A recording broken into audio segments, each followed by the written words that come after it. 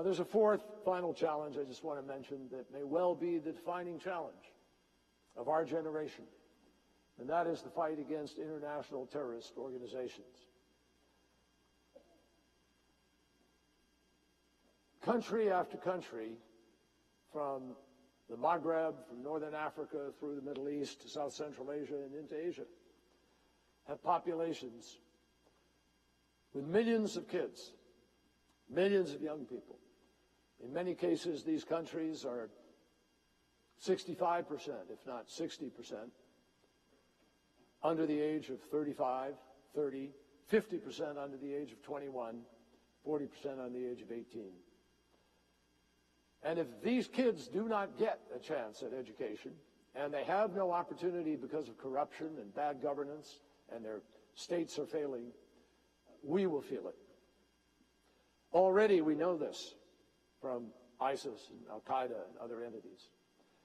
So the United States has, under President Obama's leadership, taken the lead in building more than a 65-member coalition to take on ISIL. And we are working every multilateral fora to engage states, civic organizations, NGOs, faith-based groups in the fight against violent extremism. As I speak, not a single country sponsors or endorses the kind of vicious and indiscriminate violence perpetrated by such groups as Daesh, ISIL in the Middle East, or Al-Shabaab in East Africa, or Boko Haram in West Africa. And the reason is that opposition to international terrorists and repugnance at their actions has become a powerful unifying force. And that is as it should be. Because these terrorists are so depraved, they give new meaning to the word evil.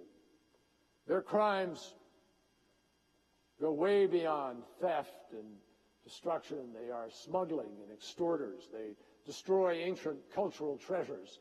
They attack schools, and by the way, by attacking those ancient treasures, attack all of history and all of culture and all of our values. They butcher teachers. They kill people because of who they are, what they believe.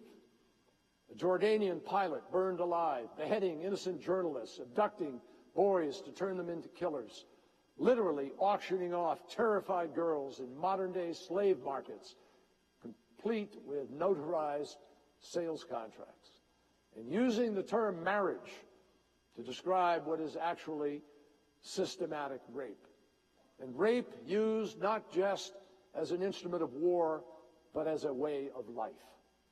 These terrorists would like the world to believe that all of this is being done in response to God's will. Well, to use a diplomatic term of art, that is complete and utter garbage. The breakdown of regional order, coupled with Daesh's ability to manipulate social media, have obviously enabled it to recruit and occupy some territory. And what they appeal to are these minds that are left out there, people who don't feel they have an alternative opportunity. Now, none of that means they're going to succeed in the long run automatically. Leaders of Daesh claim to be creating a pure Islamic state. But the reality is that their values are not Islamic. Their state is a fiction, and they have nothing real to offer anyone except destruction and death, and live my way exactly as I tell you to. I believe Daesh is doomed to fail, but it has the ability to inflict immense suffering between now and when that failure is fully realized.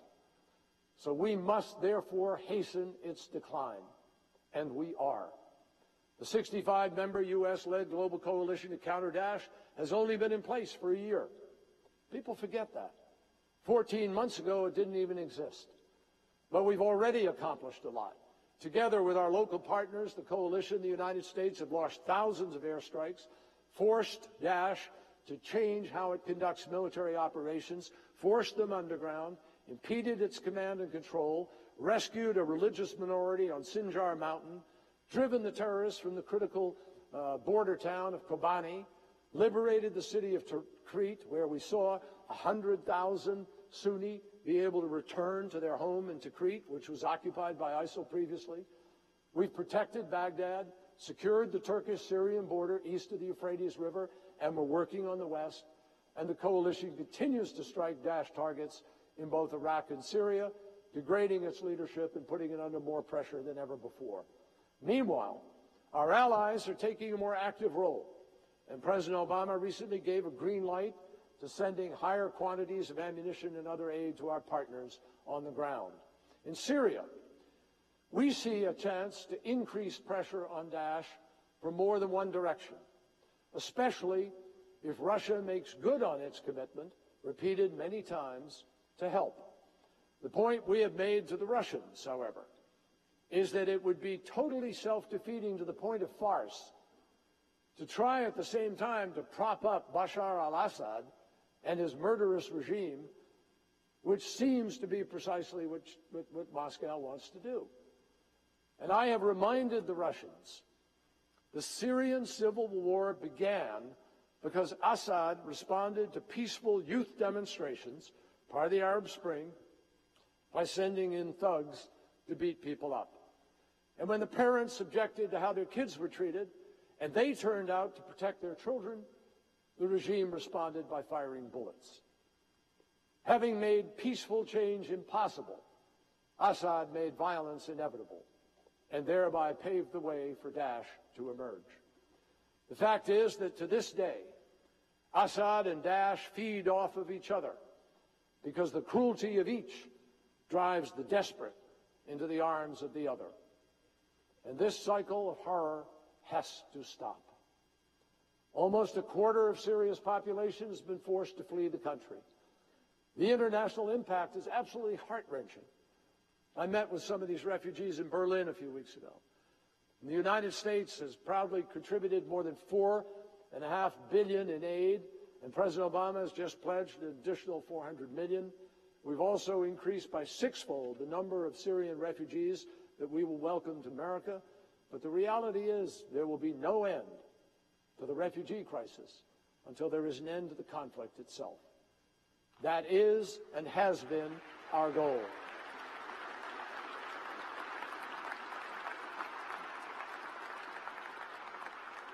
And I literally leave tomorrow morning to go abroad to begin conversations that will take us through the next weeks to see if we can find the way to do that.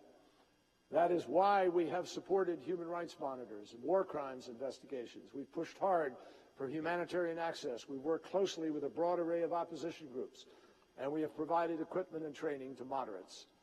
We also led a successful international effort to eliminate Syria's declared inventory of chemical weapons. Remember that. People forget that. The president gets criticized because he didn't drop a couple of bombs for 10 hours. But that wouldn't have gotten rid of the chemical weapons.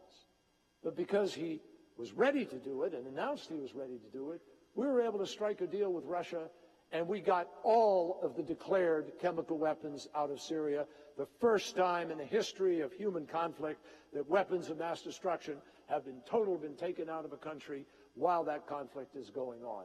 Imagine if we hadn't done that and Daesh got those weapons.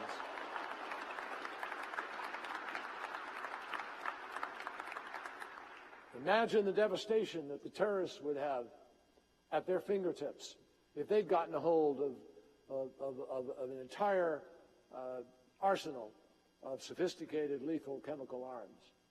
Now, to find a way out of this hell, we have to change the political order of battle.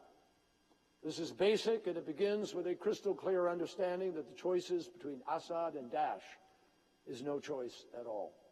What does that mean? It means that we have to bring together all who oppose both despotism and terrorism.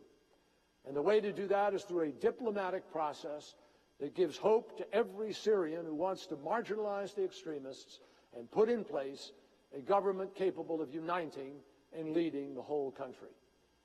For Russian leaders, the choice is clear.